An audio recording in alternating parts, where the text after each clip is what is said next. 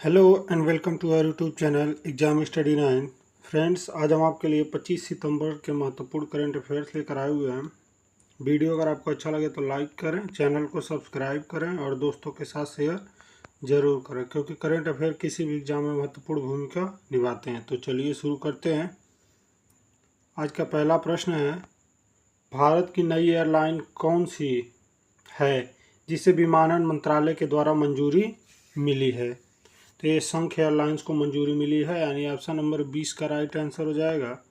चलिए बात करते हैं इसके बारे में। तो देखिए, भारत की नई एयरलाइंस जो है संघ एयर को हाल ही में विमानन मंत्रालय से मंजूरी मिली है और यह उत्तर प्रदेश की पहली अनुसूचित एयरलाइन है। यह एयरलाइन लखनऊ और नोएडा को अपने हब के रूप में स्थापित कर भारत के प्रमुख शहरों को जोड़ने की योजना बना रही है।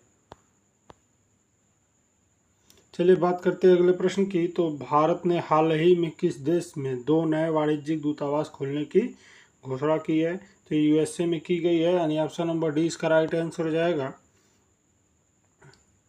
देखिए, प्रधानमंत्री नरेंद्र मोदी जी ने घोषणा की है कि भारत अमेरिका में 2 नए वाणिज्यिक दूतावास, एक बोस्टन में और दूसरा लॉस एंजलिस में खोलने की घोषणा की है। इन शहरों में भारतीय अमेरिकी समुदाय की जनसंख्या में वृद्धि को ध्यान में रखते हुए यह फैसला लिया गया है।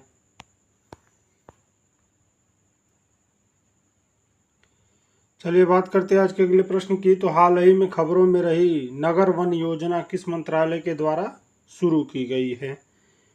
तो ये पर्यावरण, वन एवं जलवायु परिवर्तन मंत्रालय के द्वारा शुरू की गई है, यानी ऑप्शन नंबर सी इसका राइट आंसर हो जाएगा। चलिए बात करते हैं इसके बारे में। देखिए, शहरी इलाकों में हरियाली बढ़ाने के उद्देश्य से पर्यावरण, वन एवं जलवायु परिवर्तन मंत्रालय द्वारा शुरू की गई नगर वन योजना यानी NVY ने हाल ही में 100 नगर वन का 100 दिन का लक्ष्य हासिल किया है और योजना में नागरिकों की भागीदारी से शहरी इलाके में वनों को बढ़ावा देने के लिए प्रति हेक्टेयर 4 लाख रुपए की पेशकश की गई थी। चलिए बात करते हैं अगले प्रश्न की। हाल ही में यूएसए की राष्ट्रीय क्रिकेट लीग का आयुक्त किसे बनाया गया है? तो हारून लोगर्ट को बनाया गया है, यानी ऑप्शन नंबर 20 का राइट आंसर हो जाएगा।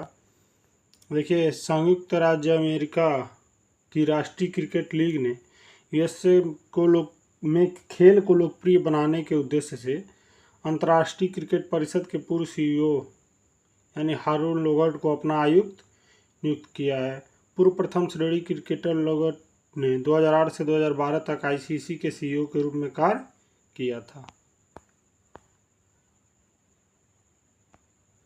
चलिए बात करते हैं अगले प्रश्न की। रक्षा मंत्री राजनाथ सिंह ने हाल ही में किस शहर में सैनिक स्कूल का उद्घाटन किया है? तो जयपुर में किया गया है, यानी ऑप्शन नंबर सी इसका राइट आंसर हो जाएगा। देखिए, रक्षा मंत्री राजनाथ सिंह ने हाल ही में जयपुर राजस्थान में सैनिक स्कूल का उद्घाटन किया और इसकी स्थापना भारत में साझेदारी मोड में 100 नए सैनिक स्कूल स्थापित करने की सरकार की योजना का भाग है। जयपुर में सैनिक स्कूल की स्थापना श्री भवानी निकेतन शिक्षा समिति के सहयोग से की गई है।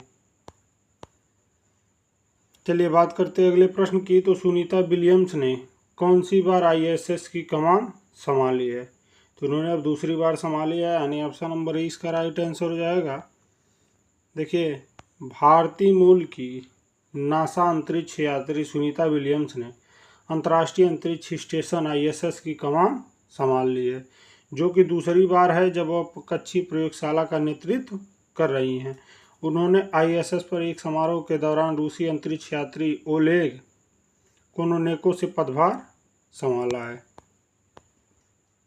देखिए, विलियम्स और कोनोनेको बोइंग के स्टारलाइनर शटल से पहुंचे थे। अब उनके फरवरी 2025 तक वापस लौटने का अनुमान है।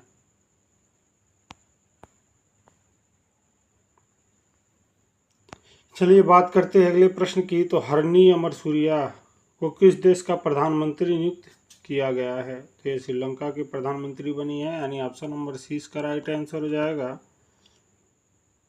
देखिए, डॉक्टर हरनी अमरसूरिया ने श्रीलंका के नए प्रधानमंत्री के रूप में शपथ ली है। 2000 में सिरिमाओ भंडारनायके के बाद इस पद पर पहली महिला के रूप में शपथ लेने के साथ ही वह इतिहास रचने जा रही हैं। देखिए, नेशनल पीपुल्स पावर एनपीपी की प्रमुख सदस्य, उन्होंने कोलंबो में एक समारोह के दौरान शपथ ली और राष्ट्रपति जो है अनुरा कुमारा दिसानायके ने इस कार्यक्रम के दौरान 4 सदस्यों को नई कैबिनेट भी नियुक्त किया है। चलिए बात करते हैं आज के अगले प्रश्न की। किस शहर में 10वीं विश्व एफजेडो कांग्रेस शुरू हुई है? तो ये दुबई में शुरू है ये, यानी ऑप्शन नंबर डी इसका राइट आंसर हो जाएगा। चलिए बात करते हैं इसके बारे में। तो 10वीं वार्षिक विश्व एफजेडो कांग्रेस 23 से 25 सितंबर को दुबई में आयोजित की गई है और इसका इस बार का जो थीम है, zones and the shifting global economics structures, ये इसकी थीम है इस बार। Unlocking new investment in end use, ये पूरी इस बार की इसकी थीम है। देखिए, 35 से अधिक वक्ताओं ने उभरते रुझानों और प्रौद्योगिकियों पर चर्चा की, जिसमें श्रीकांत वडिगा के नेतृत्व में भारतीय भागीदारी रही है। इस कार्यक्रम में जो है 100 से अधिक देशों के लोगों को शामिल होने का अनुमान है, जो है वैश्विक व्यापार मुक्त क्षेत्रों की महत्वपूर्ण भूमिका पर जोर देंगे।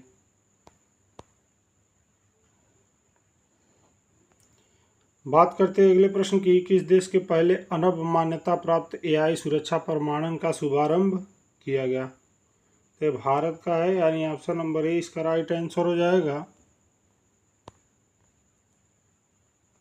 देखिए, CERT-IN और सीसा ने आर्टिफिशियल इंटेलिजेंस प्रोग्राम के लिए सर्टिफाइड सिक्योरिटी प्रोफेशनल लॉन्च किया है, जो भारत में पहला ANAB मान्यता प्राप्त एआई सुरक्षा प्रमाणन है।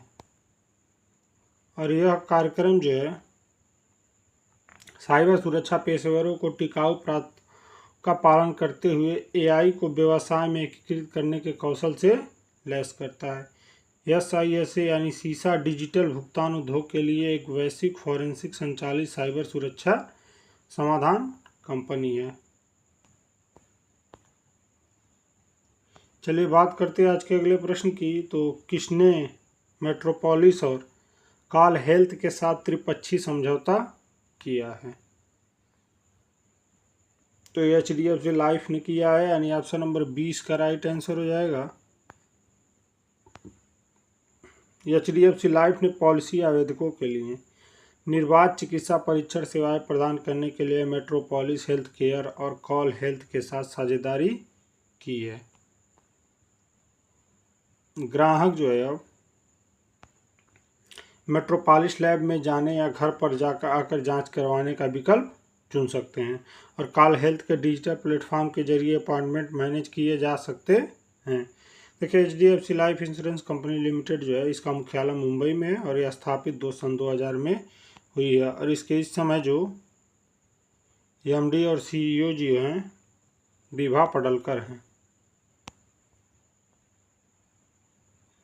चलिए बात करते हैं आज के अगले प्रश्न की। किस इंश्योरेंस ने मानव प्लस AI अभियान ब्लेस्मी गणेशा लॉन्च किया है? तो ये बजाज कैपिटल ने लॉन्च किया है, यानी ऑप्शन नंबर सी इसका राइट आंसर हो जाएगा। देखिए, बजाज कैपिटल इंश्योरेंस ने 3500 कर्मचारियों की रचनात्मक और AI तकनीकों को मिलाकर मानव प्लस AI संगीत रचना या गणेश आरती पेश की। देखिए, इस अभियान ने 5 दिनों में 15 लाख से अधिक इम्प्रेशन और 5 लाख से अधिक शुभकामनाएं दी और बजाज समूह के संस्थापक जमनालाल बजाज हैं। इसकी स्थापना 1926 को है और इसकी मुख्यालय मुंबई में है। और बात करते हैं बजाज कैपिटल इंश्योरेंस के CEO की, तो श्री वेंकटेश नायडू हैं।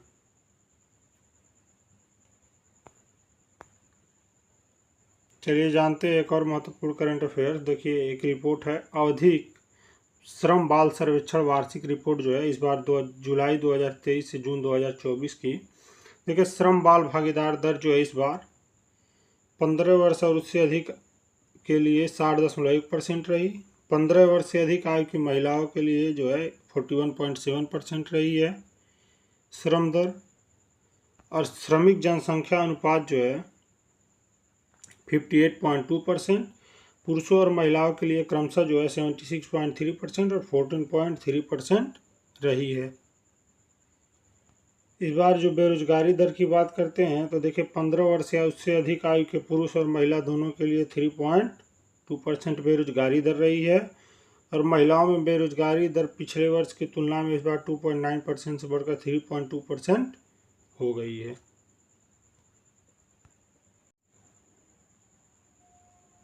चलिए बात करते हैं अगले प्रश्न की। राष्ट्रीय पुलिस अकादमी का नया निदेशक किसे नियुक्त किया गया है? तो ये अमित गर्ग को नियुक्त किया गया, यानी ऑप्शन नंबर सी इसका राइट आंसर हो जाएगा। चलिए बात करते हैं अगले प्रश्न की। संयुक्त राज्य प्रतिनिधि और नेशनल कैडेट कोर उप महानिदेशक सम्मेलन की अध्यक्षता किसने की है?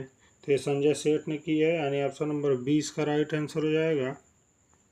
चलिए अब जानते हैं कुछ महत्वपूर्ण करंट अफेयर्स। तो देखिए उत्तर प्रदेश अंतर्राष्ट्रीय व्यापार शो यानी UPITS 2024, देखिए यूपी इंटरनेशनल ट्रेड शो जो है का दूसरा संस्करण 25 से 29 सितंबर 2024 को ग्रेटर नोएडा के India expo centre and mart में आयोजित किया जाएगा। देखिए इस कार्यक्रम का उद्देश्य जो है उत्तर प्रदेश के उत्पादों, सेवाओं, संस्कृति और व्यंजनों को प्रदर्शित करना है, जिसमें लगभग 2000 प्रदर्शकों और उद्योग जगत के नेताओं सहित 3 लाख से अधिक लोग शामिल होंगे। देखिए UPITS जो है नेटवर्किंग के लिए B2B और B2C प्लेटफॉर्म के रूप में काम करता है, businessman to businessman, businessman to customer. देखिए CPENGRAMS ने पेंशन भोगियों के लिए वित्तीय सशक्तिकरण को बढ़ाया है। देखिए पेंशन एवं पेंशन भोगी कल्याण विभाग ने पेंशन शिकायतों के त्वरित निवारण के लिए एक ऑनलाइन पोर्टल केंद्रीकृत पेंशन शिकायत निवारण एवं निगरानी प्रणाली यानी CPENGRAMS शुरू की है, जो अंतर मंत्रालयी समीक्षा बैठकों के माध्यम से प्रभावी निगरानी सुनिश्चित करता है, और यह वित्तीय स्थिरता को, सामाजिक सशक्तिकरण को बढ़ावा देते हुए पारिवारिक पेंशन भोगियों और अति वरिष्ठ पेंशन भोगियों को मुद्दों को हल करने पर केंद्रित है। देखिए भारतीय नौसेना के 2 अधिकारी नाविका सागर परिक्रमा अभियान के दूसरे संस्करण के अंतर्गत दुनिया का चक्कर लगाने के लिए जाएंगे।